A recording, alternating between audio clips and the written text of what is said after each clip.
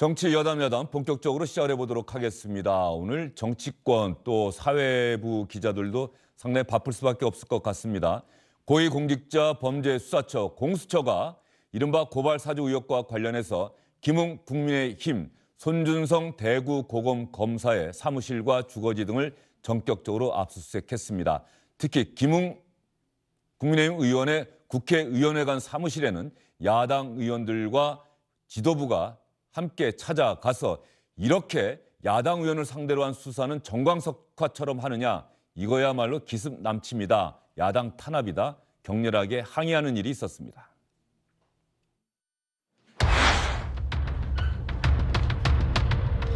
안녕하세요. 대방파에서 나옵니다.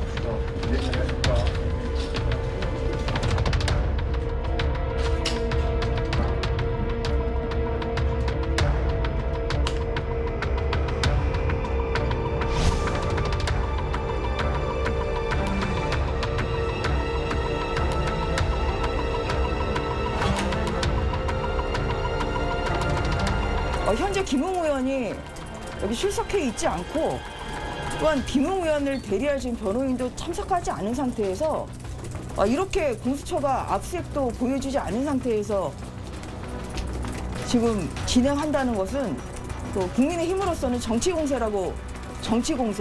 그리고 야당 압박으로 볼 수밖에 없습니다. 김웅 의원의 PC뿐만 아니라 보좌관의 PC를 지금 압수수색하려고 해서 저희가 그건 강하게 이의를 제기한 상태고요.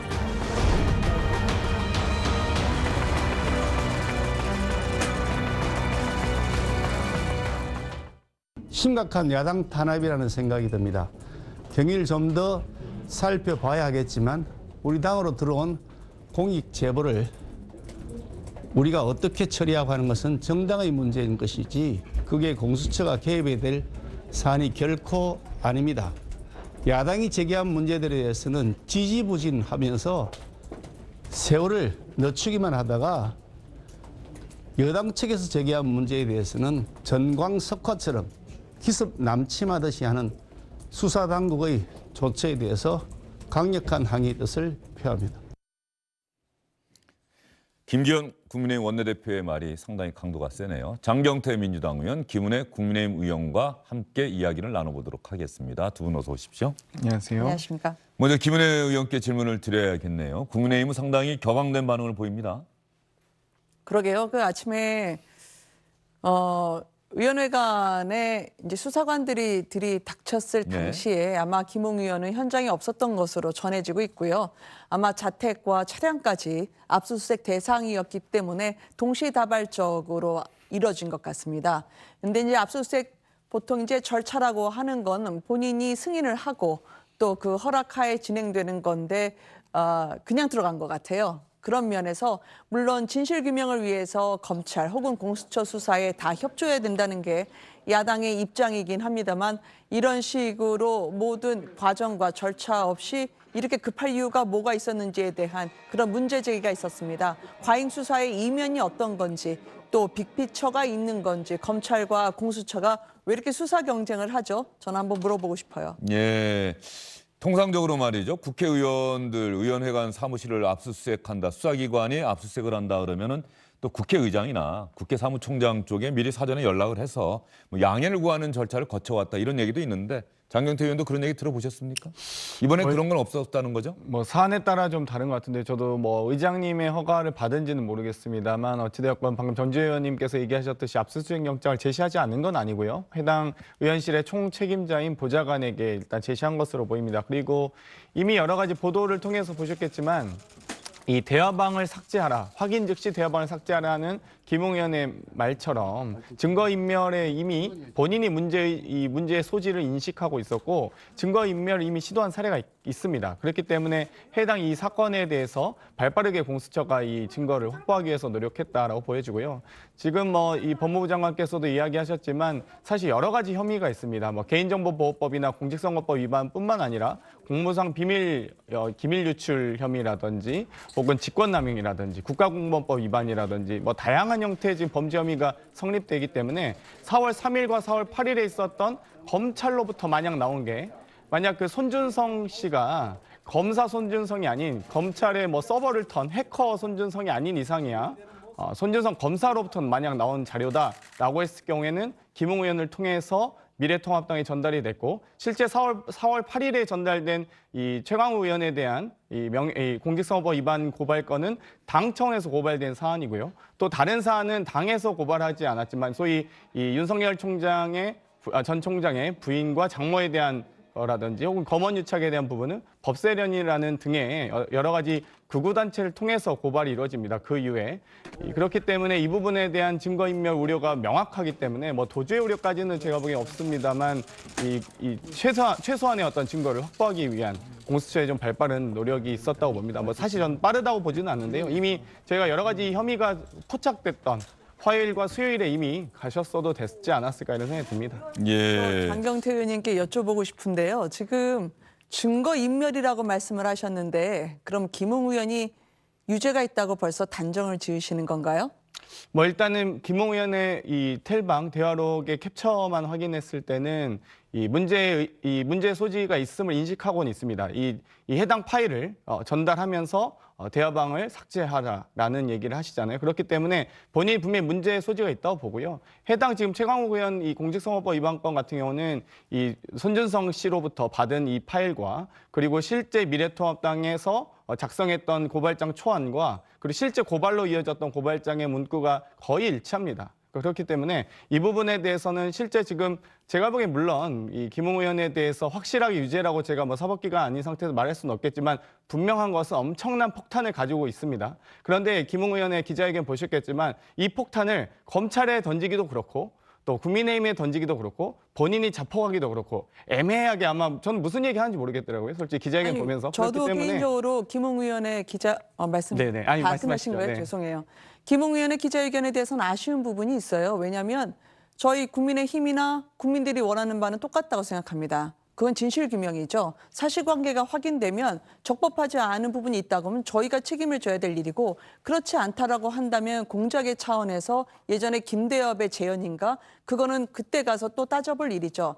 다만 본인이 직접 그렇게 폭발하는 그 말이 텔레그램이 맞다면 본인의 처리 방식이 원래 그랬다고 하는 것을 검찰에서 직접 수사로 전환하기도 전에 이 부분을 증거인멸이라 이야기하는 건 저는 그건 오로지 추론에 근거해서 상대방에 대한 허위 비방이 될 수 있기 때문에 이 부분에 대해서는 정정하셨으면 좋겠다. 그런 취지로 말씀드린 겁니다. 알겠습니다. 예, 예. 거기까지 얘기하도록 하죠. 다시 한번 예. 여쭤보고 싶지만 저는 정확하게 김웅 의원께서 그러면 국민 앞에 이제 더 이상 검사 김웅이 아닙니다. 정치인 김웅 아니겠습니까? 그러면 그 고발장에 대해서 누가 작성했는지 그 자료를 누구로부터 받았는지 그리고 본인이 소유하고 있다 누구에게 전달했는지만 밝혀주시면 됩니다. 그런데 그 발표를 아무것도 하지 않은 채 그러면 손준성 씨만 그러니까 일단 손준성 씨만 얘기해도 그러면 뭐 해커 손준성입니까? 검사 손준성입니까? 그 부분조차도 본인이 기자회견하면서 밝히지 않으셨거든요. 그리고 실제 이 고발장의 내용도 이 소위 검언유착이라든지 혹은 뭐 예를 들면 이 김건희 씨에 대한 주가 조작 의혹에 대한 이 고발장은 실제 실명이 들어간 판결문입니다. 판사와 검사가 아니면 볼 수 없는 이 판결문을 어디서 입수했는지 전직 검사 출신인 김웅 의원이 물론 정점식 의원에게 이 전달한 최강욱 의원에 대한 고발장 또한 이 정점식 의원님도 이 검찰 출신이라는 점에서 참 저도 안타깝다고 생각을 하는데요. 어쨌든 이 부분에 대해서 명확하게 소명하시면 되는데 계속 소명하지 않으시기 때문에 계속 이 억측이라고 하실 수도 있고 혹은 여러 가지 의혹이 증폭되고 있는 겁니다. 자, 그러면 말이죠. 근데 저는 장경태 예. 의원님 말씀에 동의하고요. 이 부분에 대해서는 기억이 없다라는 말 대신 정확하게 CCTV를 밝혔으면 좋았겠다라는 아쉬움을 우리가 갖고 있습니다. 다만 판결문 같은 경우에도 우리 당에서 조사를 해보니까 형사사법 시스템 킥스라고 하는 데서의 일련 번호가 찍혀있지 않기 때문에 이거는 그 자료의 신빙성에서부터 판결문이나 고발장이라는 게 정말 검사 손중성이라는 사람부터 온 건지에 대한 수사를 하기도 전에 우리 모두가 우리가 맞고 네가 틀리다라는 식으로 그렇게 단정지으면서 시작하진 않았으면 좋겠다. 그런 취지입니다. 알겠습니다. 자, 두 분 말씀 들어보니까 우리 시청자 여러분께서도 지금 일주일 이상을 이 고발 사주 의혹 갖고 이야기를 하고 있는데 어떤 면에서 보면은 뭐 진전된 내용은 없는 것 같고요. 두 분 다 한번 생각을 좀 한번 해보시죠. 그러니까 주장이라고 하는 영역의 것들은 좀 빼버리고 지금까지 나온 사실관계만 한번 정리를 해보면 뉴스버스가 이제 보도를 해요. 고발 사주 의혹을 처음으로 보도를 했는데 지난해 4월 총선, 15일 총선 전 4월 3일과 4월 8일 두 차례에 걸쳐서 어떤 고발장을 검사가 손준성 검사가 김웅 국민의힘 당시에는 미래통합당 후보에게 전달을 했고 김웅 그 미래통합당 후보가 이것을 뭐 당에다가 전달한 의혹이 있다. 이거는 검사가 어떤 특정 정치인이나 이런 것들을 고발을 사주한 것이다. 그 배후에는 윤석열 전 검찰총장이 있을 가능성이 있다. 여기까지 이제 보도가 됐어요. 그 다음부터는 이제 사실관계와 사실 여부를 놓고 이제 주의 주장이 오고 가고 있는데 김웅 의원은 이제 기억이 안 난다로 지금 피해 갔어요. 손준성 검사는 전체를 부인하고 있고 윤석열 전 총장도 전체를 부인하고 있어요. 이 상황에서 뉴스버스 기사를 쓴 기자와 편집장은 언론 인터뷰를 통해서 제보자는 공익신고자가 됐다. 그리고 우리는 윤석열 전 총장이 지시했다는 충분한 정황을 확보하고 있다. 계속해서 보도할 것이다라고 이야기를 했고요. 이 제보자는 검찰의 공익신고자로 신고를 해서 대검찰청이 국민권익위원회에 최종 유권 해석 없는 상황에서 공익신고자가 맞다. 법적 요건에 해당한다고 결론을 내린 상황이고 이 제보자라고 하는 사람이 어제 JTBC랑 또 인터뷰를 했고 오늘 아침 보니까 다른 신문들하고 좀 인터뷰를 한 것 같아요. 그러나 명확하게 그때 또 나왔던 건 내가 김웅 의원은 당에 전달하라고 나한테 지시를 했는데 나는 또 전달하지 않았다. 이렇게 돼 있어요. 자, 그러면 뉴스버스의 기사를 사실로 생각하는 분들 또 그것이 거짓이라고 생각하는 분들은 어떤 이야기가 나와도 좀 그렇게 생각할 가능성이 큰데 이걸 한번 객관적으로 따져봤을 때 이게 정말 사실일까 아닐까? 지금까지 나온 정황으로 봤을 때 뭐 윤석열 전 총장은 정치적 생명을 건 거겠죠. 대선 후보가 사실이라고 한다면 윤석열 전 총장은 이제 대선 후보로서 활동할 근거를 잃어버리는 것 아니겠어요? 그럼요. 예. 네. 이 상황이 그래서 이 사실관계를 놓고 그런데 양측의 주장을 보면 사실관계가 명확하게 드러나지 않을 가능성이 있는 것 아니냐? 혹시 이렇게 판단하고 있는 건 아닌지? 그렇게 해서 과거에 2002년에 이회창 후보가 2.4%포인트로 졌죠. 김대엽 씨에 대해서도 당시에 한 언론을 통해서 이 본인 아들에 대해서 문제가 있었고 여기에 대해서 병역비리 은폐 대책회의를 열었다라는 것처럼 그때도 폭탄이 터졌습니다. 네. 그 당시에 많은 분들이 솔깃했죠. 왜냐하면 김대엽 씨가 녹음 테이프가 있다고까지 했으니까요. 그래서 그 당시에 많은 언론에 대대적으로 보도가 됐고 민주당에서 또한 공세가 있었고 그때 나왔던 논평이 240건이 넘습니다. 그리고 나서 시민단체 검찰 수사 다 들어갔죠. 그렇지만 결론은 나지 않았습니다. 결론은 대선이 다 끝나고 나서 결국 김대엽 씨의 녹음 테이프라고 하는 거는 자신이 주장한 시기보다 훨씬 뒤에 2년 뒤에 만들어졌다는 게 밝혀졌고 그 뒤에 버스는 끝난 뒤죠. 버스는 떠난 뒤인데 지금도 저희가 경선 버스가 돌아다녀야 되는데 뉴스 버스가 돌아다니고 있지 않습니까?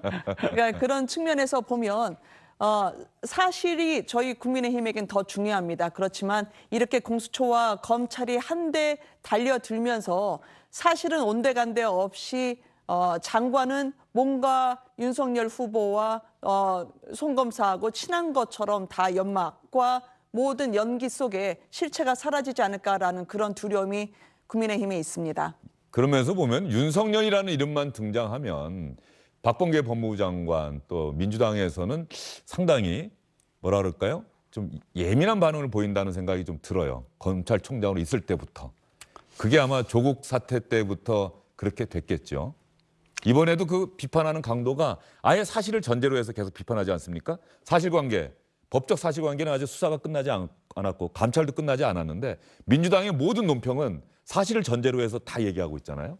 네, 확실한 것은 어찌되었건 이 김웅 현직 이 국민의힘의 의원님이 전직 검사 출신이시고요. 이 자료를 제공받은 측도 검사입니다. 그리고 두 분의 관계가 사실 동기인 건 확실하고요. 또 이 해당 손준성 검사가 맡고 있던 직책이었던 수사정보정책관 또한 이 검찰총장에게 첩보를 직보하는 매우 대검의 이 핵심 요직이기 때문에 저희가 이 연관 관계상 이 뭐 다른 뭐 어떤 의혹을 제가 다 처차하더라도 분명한 거는 검찰로부터 공무상 기밀이 누설됐다는 점과 또 선거 개입, 야당에 검찰이 자료를 제공했다는 것, 그리고 이 여러 가지 고발을 사주하게 되는 과정은 분명히 있다 이렇게 보고 있고요. 이 자료의 작성자가 누구인지 그리고 이 해당 과정에서 어떤 논의의 과정에서 이 소위 윤석열 총장 시절 손준성 검사가 이 독자적으로 정말 본인의 주군 같은 분을 정말 충성하기 위해서 본인의 이 검찰총장의 부인과 장모에 대한 의혹을 제기했던 MBC 기자들까지도 고발할 정도로 혹은 고발에 대한 관련된 자료를 제공할 정도로 그렇게 혼자 독자적으로 행동한 것이는 저희는 확인해야 된다고 보고요. 중요한 것은 검찰이 야당과 결탁해서 선거에 개입한 건 분명한 사실이 아니냐라는 예. 의혹을 제기드리고 싶습니다. 제가 아니었으면 좋겠지만 윤석열이라는 이름에 대한 민주당의 인식이라고 할까요?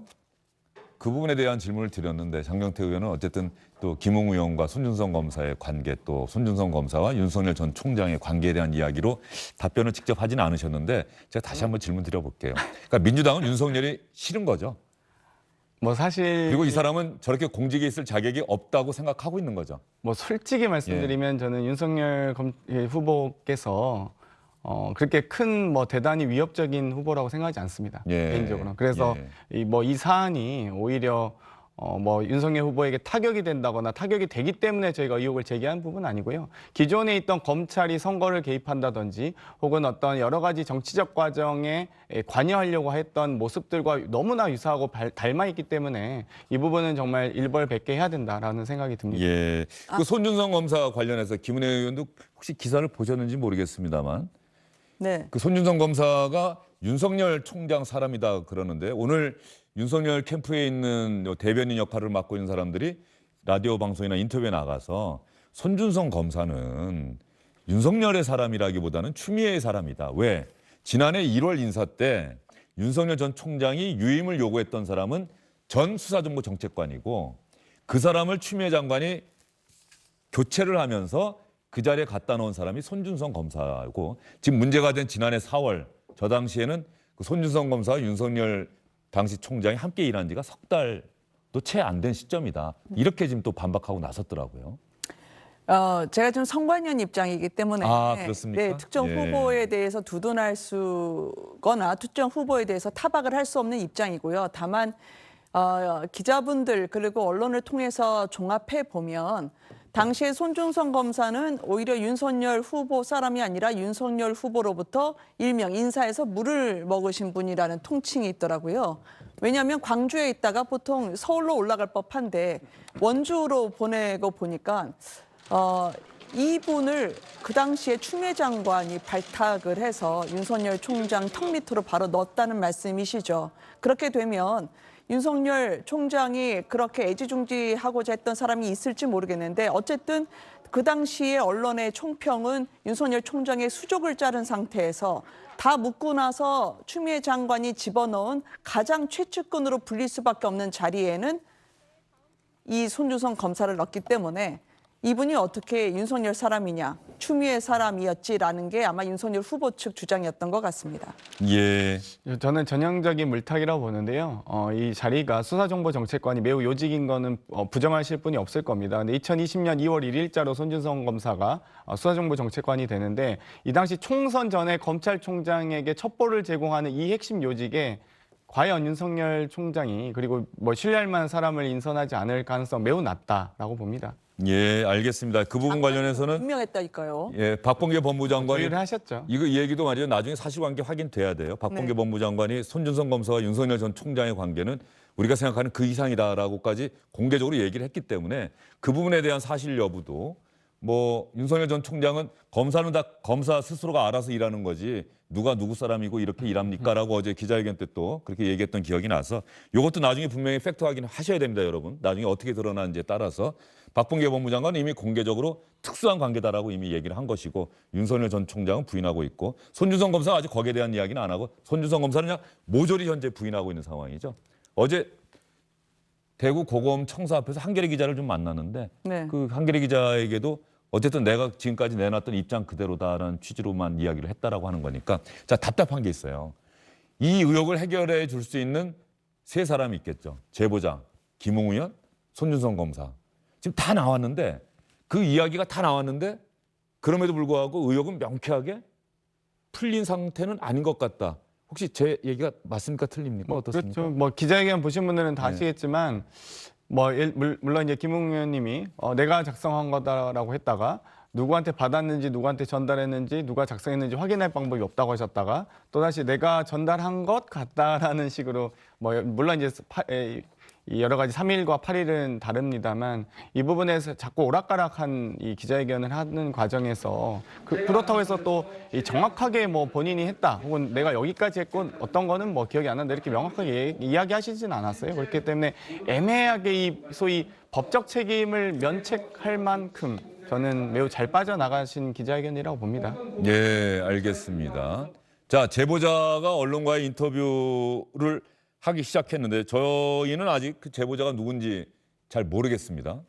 잘 모르겠는데 인터뷰를 했고 어제 JTBC 인터뷰도 나갔는데 제보자 얘기를 한번 볼까요? 김웅 의원에게 자료를 받은 건 맞지만 당에 따로 전달하진 않았다. 아까 제가 말씀드렸죠. 김웅 의원이 당시 전화로 대검찰청에 고발장을 접수하라고 얘기를 했다. 김웅 의원에게 자료받은 사실을 뉴스버스 측에 알렸을 뿐 정치 공작과 전혀 무관하다. 나는 현재 어떤 여야 대선 주자 캠프에도 속해 있지 않다. 계속 볼까요? 동아일보에 보도된 내용인데 제보자고 아니고는 중요한 게 아니다. 예, 제보자고 아니고는 중요한 게 아니다.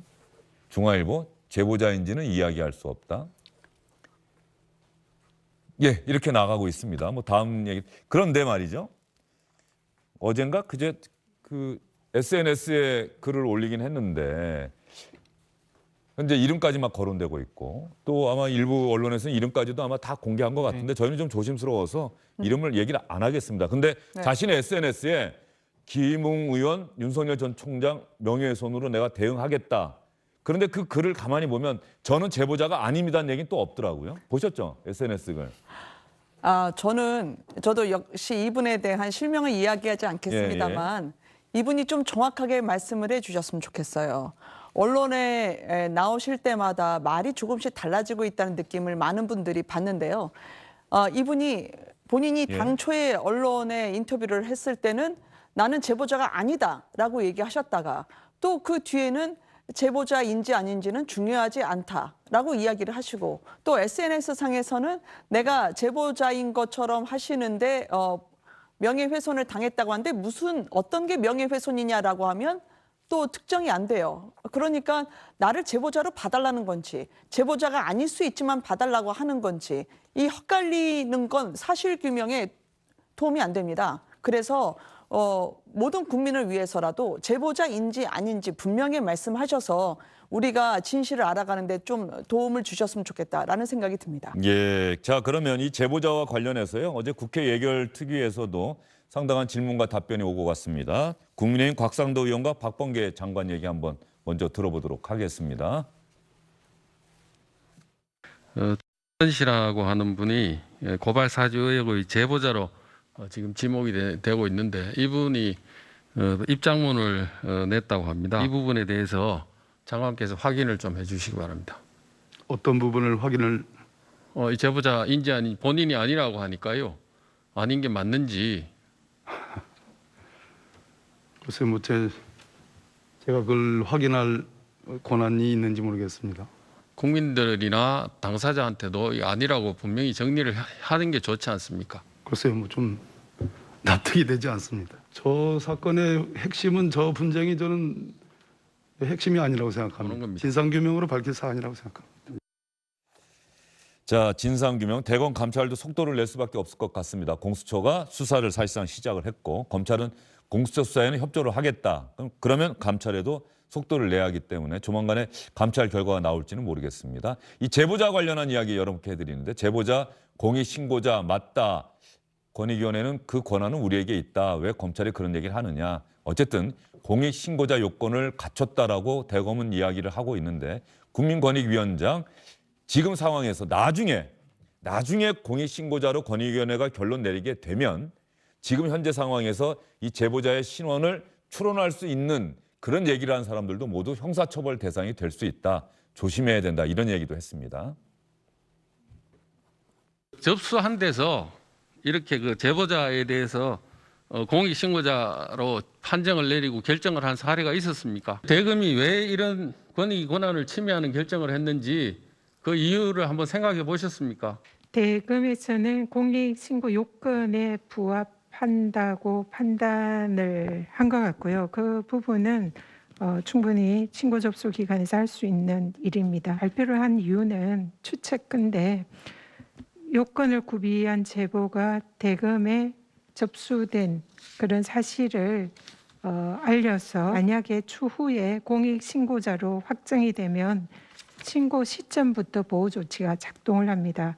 그러면 이걸 당일에 언론인이나 관계자들이 제보자의 신분을 공개하거나 보도하여 그 경우에는 다 형사처벌 조치를 받을 수가 있기 때문에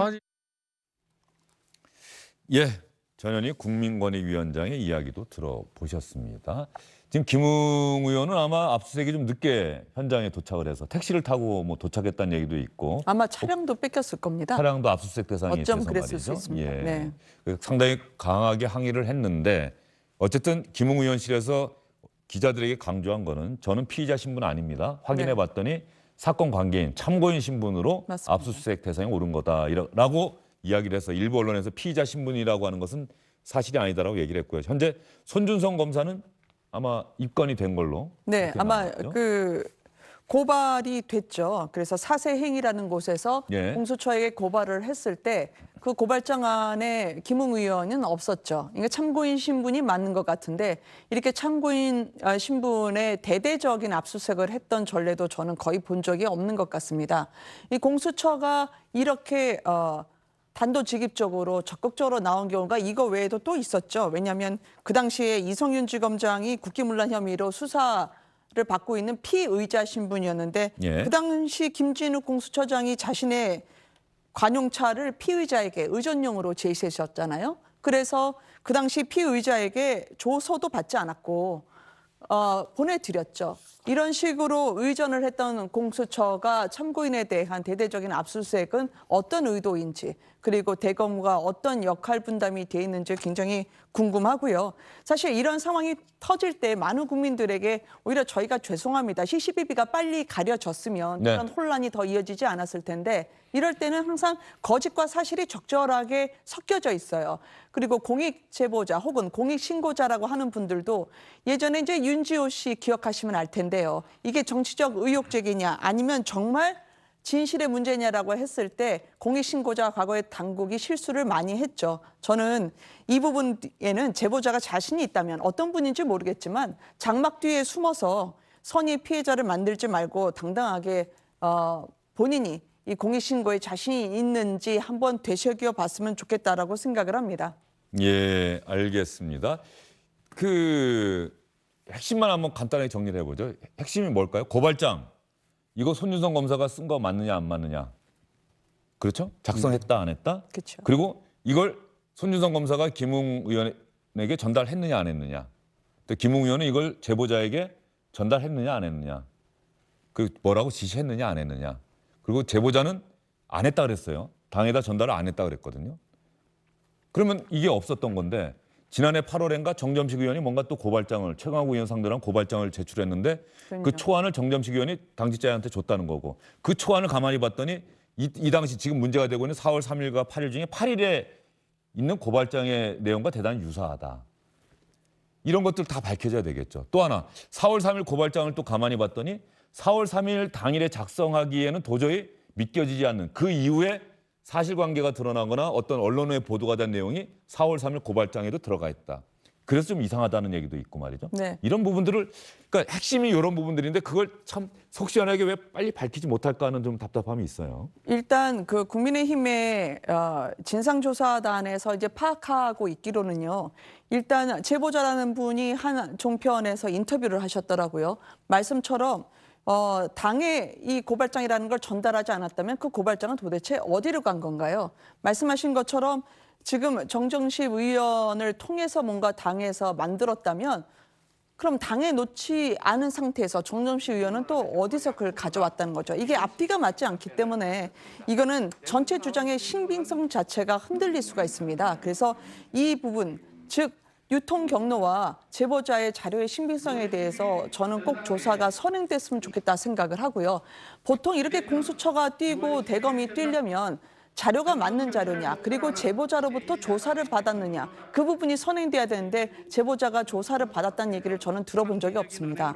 저는 우리 국민의힘도 마찬가지고요. 사실 앞에 겸손해야죠. 이게 만약에 정말 검찰에서부터 기밀이 또는 범죄와 수사와 관련된 기밀이 왔다면 저희 당이 문제가 되니까 그 부분에 대해서 그때 가서 확실하게 국민께 죄송하다라고 책임을 져야죠. 그러면 그렇지 않다면 아까 말씀하셨던 것처럼 4월 3일 고발장 같은 경우엔 그 당시 4월 3일에 최강욱 열린 민주당 대표하고 유시민 노무현재단 이사장이 발언한 게 있는데 그 시점이 고발장 이미 썼던 거하고 발언했던 시점하고 동일한 날짜, 그 날짜에 있는 게 어떻게 가능하냐. 어떤 때는 존댓말 썼다가 어떤 때는 그냥 반말을 썼다가 이게 누가 썼을지 모르는 그런 고발장에 대해서는 또 시점도 명확하지 않기 때문에 어서 수사를 신속하게 하시고 사람 이렇게 말리는 심정으로 차일피일 안 끌어졌으면 좋겠습니다. 예, 공수처가 수사 시작한 만큼 뭐 그렇게 어려운 사안은 아닐 것 같아요. 진상을 빨리 해줬으면 좋겠고요.